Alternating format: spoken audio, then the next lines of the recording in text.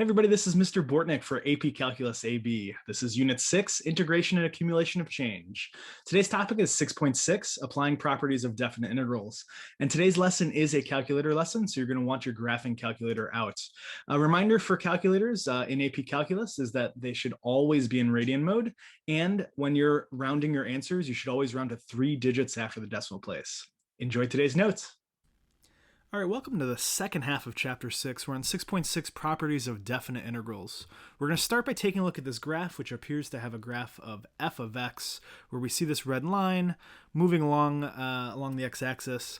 And we have number 1 right here. And we remember that this symbol is called an integral symbol. And this is, if we were to read this statement, it's the integral from x equals 0 to x equals 12 of f of x dx is equal to what? And we remember that the integral, when we're expressing this graphically, represents the area between the curve and the x-axis. So I'll try to sort of highlight this. It won't be perfect. But the area between the curve and the x-axis, whether that's positive or negative. So here the curve is above the x-axis, so we have this area here. Here the curve is above the x-axis, so we have this area here. Here the curve is below the x-axis, and we still have this area between the curve and the x-axis. We sometimes say the area below the curve, but that is just, again, meant to mean between the curve and the x-axis. So in this case, if we're trying to find this area, or this integral, we're going to need to find the area between 0 and 12, and essentially the area of each of these shapes that we've got right here. So we can see that for this first shape here, it looks like we have a semicircle, which looks like that's going to be the formula of pi r squared over 2, where the radius here is 2, it looks like. So pi times 2 squared over 2 would be that area. So that's going to be 4 pi over 2, or 2 pi. So 2 pi is the first part of that area. That's going to be this right here. And then next, it looks like we have a trapezoid here in the middle, which looks like it has a base of 4, a second base of 1, and a height of 2. So if we were going to do the trapezoid area formula, we would say 1/2 times 4 plus 1 times 2 for that area of the trapezoid. And then here for this third one, because it's below the x-axis, I'm going to consider this area negative, which means I'm going to subtract right here. Notice I'm subtracting, while in this first one I added because it was above the x-axis. So we're subtracting that last area, which looks like a triangle of 1/2 times a base of 4 times a height of 2.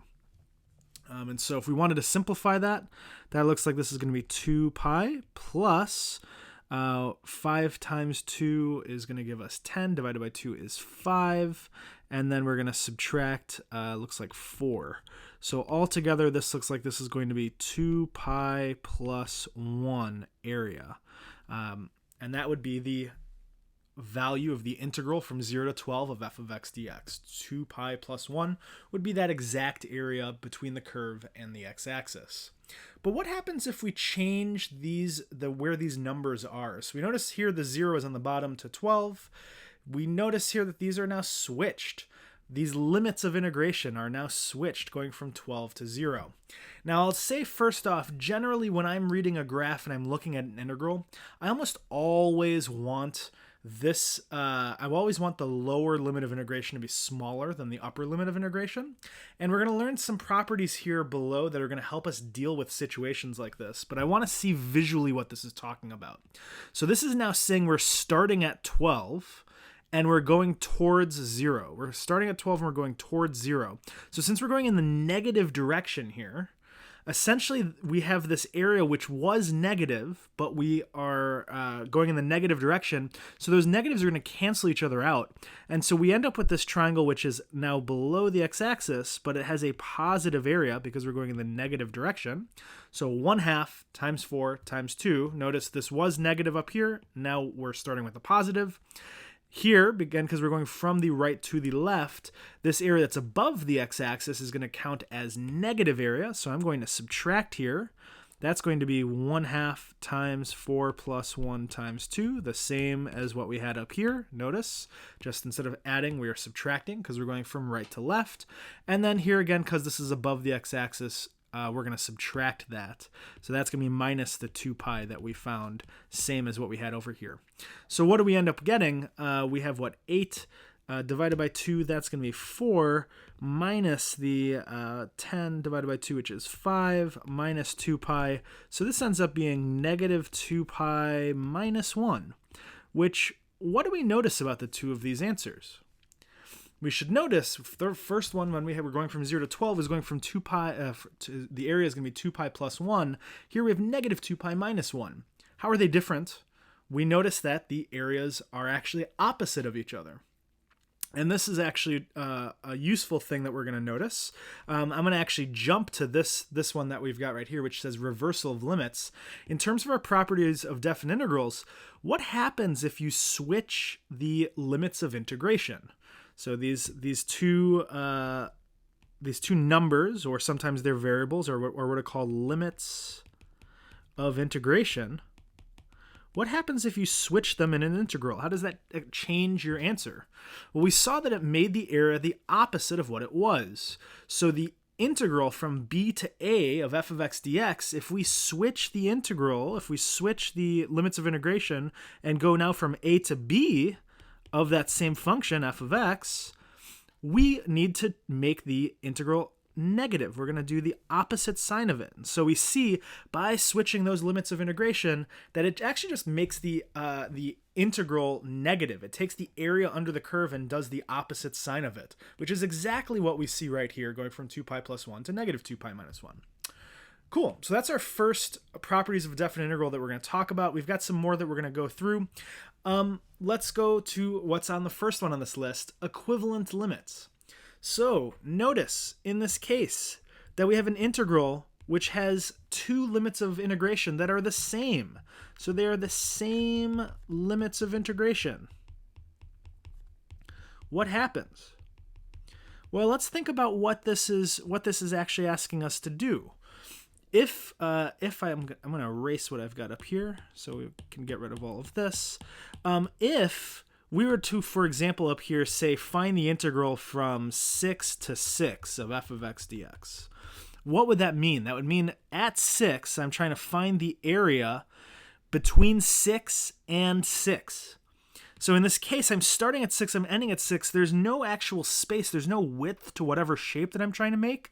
So there's no way for me to have any area here. So one effect of this is when the limits of the integration are the same, if they're both the same letter or variable or number, the integral is going to be 0 because there's no area under the curve between the given x values because there's no width to it. Okay, what about multiplying by a constant? So we have the integral from a to b of some constant k. So again, they're saying k is a constant. That's our k. And we've got the function f of x dx. Well, in this case, this is sort of like one of our limit rules, which we had from back in chapter 1.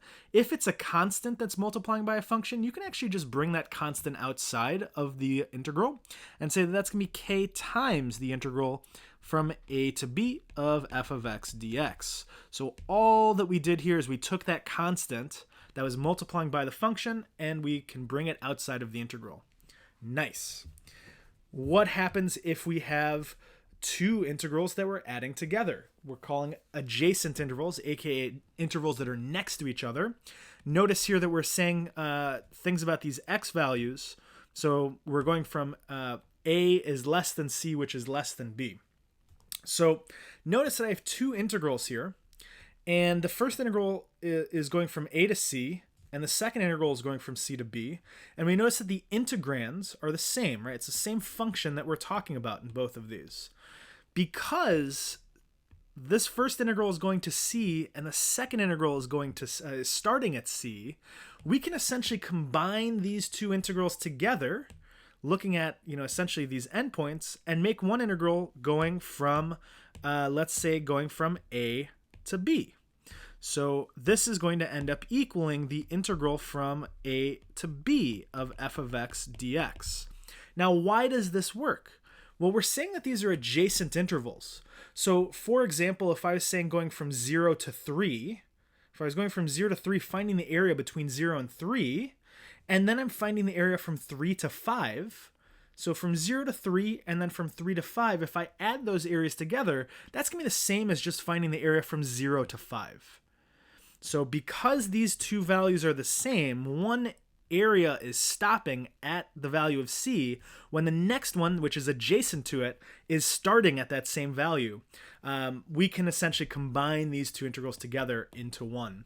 And actually we could do the opposite of this as well. We can actually split up integrals, if when it's useful to us, into two separate ones or more using this property too, which is super cool. What about addition? Well, if I have two functions that are my integrand, two functions that are inside of my integral, we can actually just split this integral into two different parts. We can say it's the integral from a to b of f of x dx plus the integral with the same limits of integration. So notice this was from a to b. Both of my integrals are from a to b. And this is now the function g of x dx. Both functions get the dx because, again, the dx is identifying what variable we're talking about with this function. And these are both functions with respect to x. So they both get the dx's in this case. And subtraction is the exact same thing as addition, just with a minus sign. This is going to split up into the integral from a to b of f of x dx minus the integral from a to b of g of x dx. So we've got our properties of definite integrals. And this is going to be nice because we're going to actually be able to do some things here to find some more complicated integrals, but also allow these properties to help us simplify some integrals as well. So that's going to be really nice. Let's take a look at it. So for our next example that we've got, we see this looks like the exact same graph that we had up at the top, but now we're being asked to find the integral from 7 to 6 of f of x dx. For me, if I was doing this problem immediately, I really just hate having limits of integration where the upper limit of integration is lower than the bottom one. So I'm going to start by using our reversal of limits property, and I'm going to switch the limits of integration and pull a negative sign outside. So this is going to be equal to negative the integral from 6 to 7 of f of x dx. Now I can just find the area between x equals 6 and x equals 7 with that negative sign on the outside. So from 6 to 7, we see here 6, we see here 7, and this is the area that we're looking at. That area looks like it's 2. So that we have the negative on the outside, and then this integral, which we see right here, this integral from 6 to 7, is the 2 part. And so our total answer for this, the integral from 7 to 6, is equal to negative 2. Number 4. I've got these limits of integration. Again, I hate it when the lower limit of integration is larger, so I'm going to switch it immediately. So first off, we've got a negative integral from 8 to 12 of 3 f of x dx. And what else do we see that's more complicated? Well, this function over here isn't 3 f of x dx, it's just f of x. And so I really don't want this 3 inside here when I'm trying to find the area. So what I'm going to do is I'm going to use my multiplying by a constant rule, right? 3 is a constant. And so I'm going to pull that constant out of the integral and bring it to the front with that negative sign. So this is going to be equal to negative 3 times the integral from 8 to 12 of f of x dx. Now, because this is just the integral of f of x dx, I can go to my function over here and I can try to find that area, which looks like it's this triangle here from 8 to 12. And we can see that that's going to be equal to, we've got negative 3, first off, and then that area is going to be negative because it's below the x-axis, 1/2 times the base, which is 4, times the height, which is 2. So that's going to be what looks like 12 as our answer for this. So negative 3 times negative 4 is going to give us positive 12 for that integral from 12 to 8 of 3f of x dx. Nice. Now this works when we've got graphs, and it works when we've got actual functions themselves. This is a common style of problem they give us maybe like on the multiple choice part of the exam, where we have some information about a couple of integrals, specifically the integral of f of x looks like from -2 to 1, they're telling us what it's equal to. The integral from 1 to 5 is equal to -3. And then they've got a different function, right? This is a g, not an f, from -2 to 1, which is 8. So how can we use these and essentially these properties that we were given up here to figure out the value of these integrals here on the bottom? Let's check it out. So first, looking at this problem number 5a, I don't like these limits of integration. I don't like them the way they are, so I'm going to switch them. I'm going to pull a negative outside of that integral. I'm going to switch those limits of integration and now go from 1 to 5 of f of x dx. And conveniently for us, we see that this 1 to 5 f of x dx is the same thing as this, which they're saying is equal to -3. So this is then going to equal -3. And so that's going to equal then +3 as our answer for that problem. What about going from -2 to 5 of f of x dx? Well, my limits of integration here look fine, but I don't have anything here that goes from -2 to 5. I have -2 to 1, and I've got 1 to 5 for my f of x functions.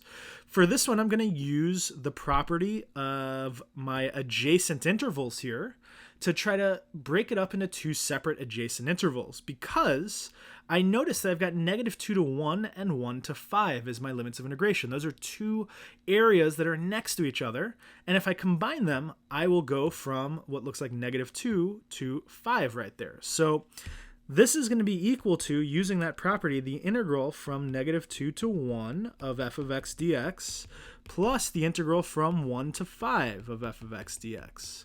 And we know that the integral from -2 to 1, they said, is 4. So that's going to be 4. And then the integral from 1 to 5 of f of x dx is equal to -3. So that is going to be 4 plus -3, which is 1 for that. All right, for C, looks like we've got the integral from -2 to 1 of f of x plus 2g of x dx. In this case, because I've got addition happening and two different functions, I'm gonna separate these using my addition property here that we've got right here to separate it into two separate integrals. And so what's this going to equal? It's going to equal the integral from -2 to 1 of f of x dx plus the integral from -2 to 1 of 2g of x dx. Now here, because I don't have the integral from 2, like I don't have a 2 in here, I'm going to pull that 2 outside. We're going to pull that out to the front using our constant rule, because that is a constant, right? We're going to pull that 2 outside. And so this is going to be equal to, looks like the integral from -2 to 1 of f of x dx plus 2 times the integral from -2 to 1 of g of x dx. And conveniently for us, they gave us both of these intervals. The integral from -2 to 1 of f of x dx, they say here is 4. So that's 4 plus 2, right? Because we had 2 in front of our integral symbol, of this integral from -2 to 1 of g of x dx, which they say is equal to 8. So that's going to be 4 plus 2 times 8. So that looks like that's going to be equal to 20 for problem C. All right, for D. This comes up sometimes, and here they're asking us the integral from 0 to 1 of f of x dx. In this case, you know, I don't have any integrals going from 0 to 1. There's none of these integrals actually involve 0 at all. And so this is just one that we cannot figure out. This cannot be determined. It cannot be determined given the information.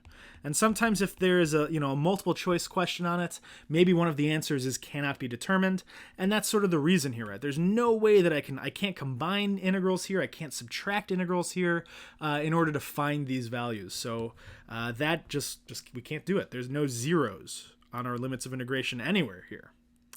Okay, let's take a look at E. Well, E, I'm going to switch those limits of integration first. We're going to go make it negative on the outside, going from -2 to 1 of 3 f of x dx. And I'm going to pull that constant out because we've got that 3 here. That's going to go outside with that negative sign. So -3 times the integral from -2 to 1 of f of x dx. And then what is this integral? From -2 to 1, they're saying that that's 4. So this looks like this is going to be -3 times 4. That's going to equal -12 for that one. And What else?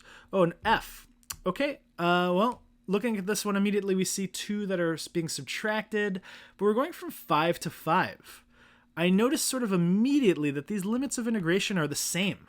And we know one of our properties that says that if we have the same limits of integration, it doesn't matter what they are, what's going on inside, if the limits of integration are the same, that integral is going to equal 0. So I'm actually not going to even bother worrying about evaluating this. This whole limit is going to equal 0 because these limits of integration are going to be equal to each other. They are equal to each other. So that's problem number 5. If we move on to problem number 6, we're going to talk about how we do piecewise functions with integrals. Sometimes they give you a graph, sometimes they give you some expressions, some equations, things that are equal to each other, and others, maybe you need to graph it on your own. They might tell you, hey, you've got this function g, which is a piecewise function. So it has an output of 3 when x is less than 2, and an output of 4 minus x when x is greater than or equal to 2. What's the value of this integral? So part of this, is going to be, can we sketch this piecewise function? And we can sort of see, I'm going to just sort of do a little dotted line here at 2, just because I noticed that my 2 parts of my graph are going to change here.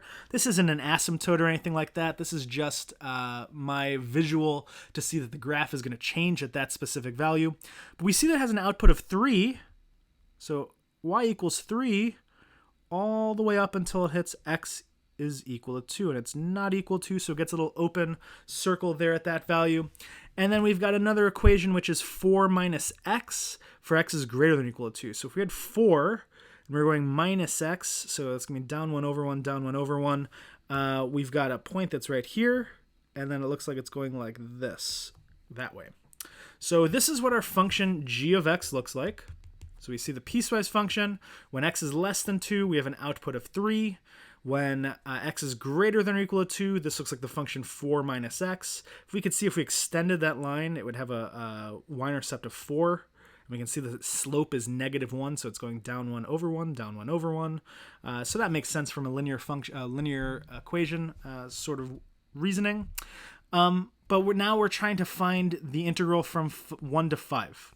So 1, we've got, actually, let's do different. So we've got from 1, so we've got this area here, we've got this area here, and then to 5 it looks like this area here. So I'm seeing essentially 3 little regions that we've got. The first looks like this has an area of 3.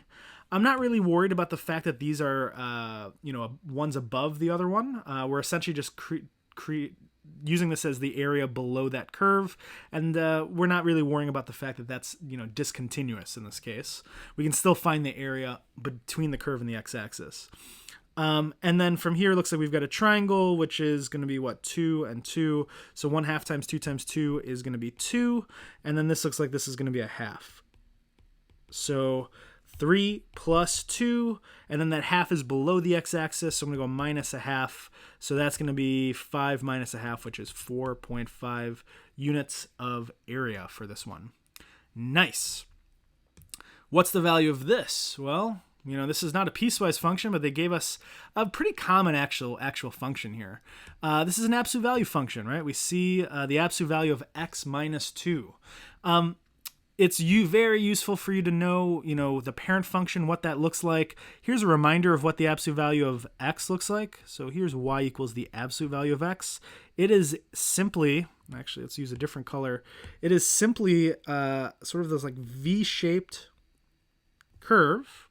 This is one of those graphs we talked about earlier this year, which has a cusp, right? We know that's not differentiable at that point because it's got that little point on it. But that's what the curve looks like.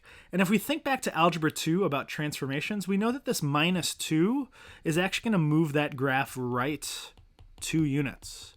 So the point, the cusp of this absolute value function is going to move right 2 units. It's going to actually be here at x equals 2. And then we can draw our V shape, that absolute value style graph going in each direction. And now we can find the area between the curve and the x-axis at 0 to 5. And so where are we looking? Well, here's 0, here's 5. So I've got essentially these triangles right here that I'm trying to find the area of. This first triangle looks like it's 2 of a height, 2 of a base. So 1/2 times 2 times 2 is the first one. And then this one is also above the x-axis, and this looks like it has a base of 3 and a height of 3. So that's going to be 1/2 times 3 times 3. So that looks like, 4 divided by 2 is 2. 9 divided by 2 is 4.5. So altogether, that's going to be 6.5 units of area between the curve and the x-axis. What is the difference between these scenarios where the absolute value is on the outside and the absolute value is on the inside? Let's take a look. So in this case, I'm going to evaluate the part that's on the inside of the absolute value first. What is the area between the curve and the x-axis from -2 to 4? Here's -2, here's 4. So we're looking at, these pieces here between the curve and the x-axis. And so what do we see? Well, this is a semicircle that's below the x-axis. So I'm going to treat that as negative.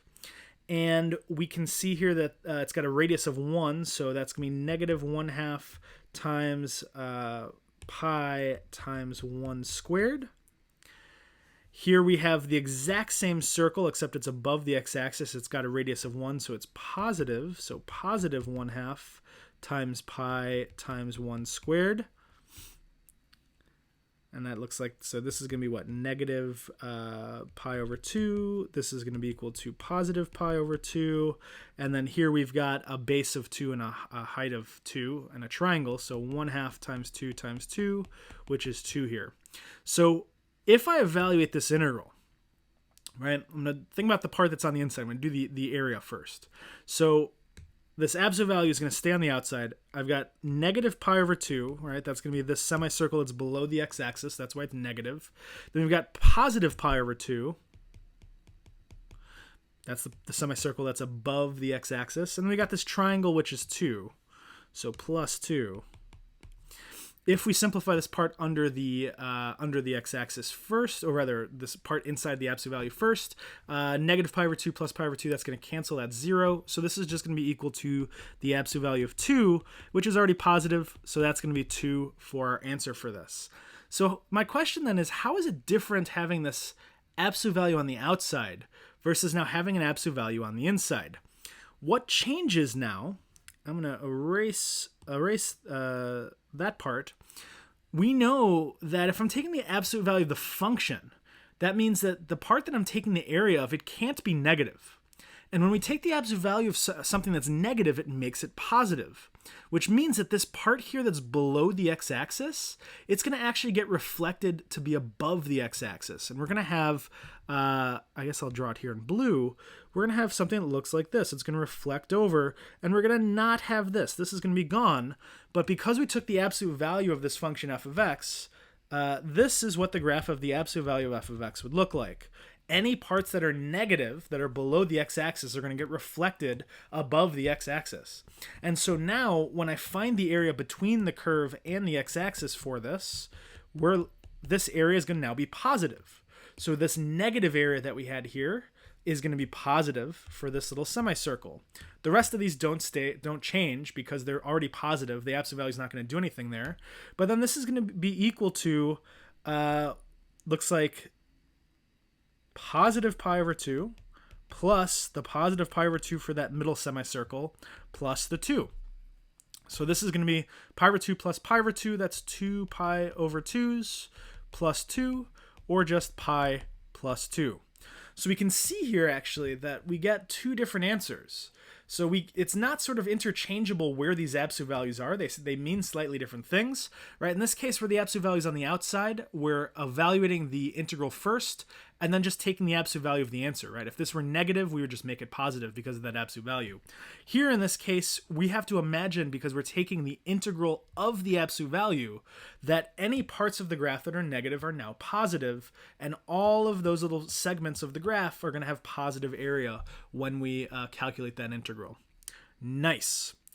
All right. The last part of today's notes is going to be how do we use a calculator to find an integral value?